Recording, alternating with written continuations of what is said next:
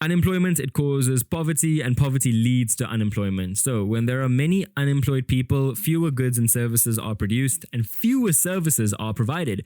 So in South Africa, we've got youth unemployment at an all-time high. Close to half the population, the youth population, is unemployed. So there are just fewer goods and services available right now, and the informal sector is absolutely buzzing. So unemployed people don't have money to buy goods or use services, so they are heavily reliant on grants, which puts further strain on government resources. And, well, it's also at the expense of taxpayers, and that means less money can be invested into projects. But look, if I'm being honest with you, over the last 30 years, we haven't really built anything. Hashtag just saying. So investors become scared to invest their money because they may lose it, okay? As not enough people will buy their goods or use their services. So yeah, South Africa, even though we are absolute giants in Africa, we're still pretty risky. We've got a lot of government instability as well. We've got really heavy racial dynamics, really interesting acts, laws, some crazy politicians. We advocate the murder of some people, unfortunately. But yeah, that is the nature of politics in South Africa. And, as a result, this has caught on so much so, to a point where the unemployed population believes that they are unemployed largely due to the effects of the apartheid, which is partially true, but not entirely, because, well, the ruling party hasn't created these systems to ensure entrepreneurship booms. They'd much rather hand out tenders to those people, who are choms, bras, and, build all these stadiums, these 80 million rand stadiums that looks like, it's like some dilapidated stadium, on the outskirts. Or, all these fancy bridges that should be worth hundreds of millions of rands, that connect our beautiful country and ensure that, the whole logistical process is a lot more smooth. But yeah, that doesn't happen. And as a result, people are very dissatisfied.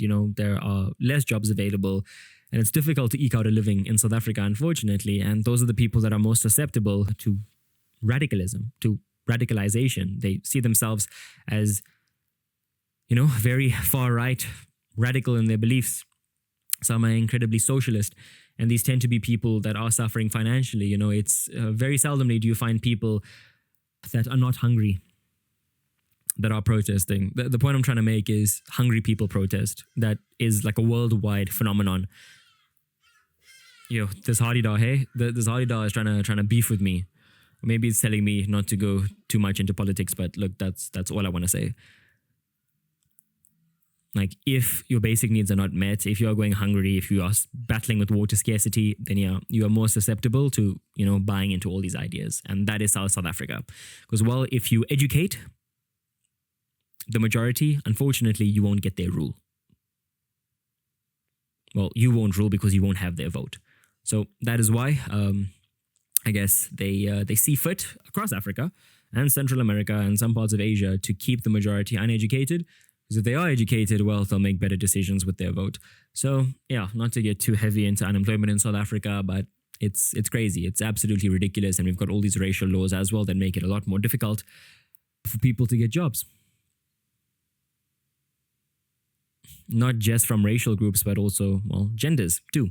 So yeah, there's all forms of, fair discrimination that go on in this country. Literally, fair discrimination under the guise of affirmative action. But when does it end? Really, when does it end?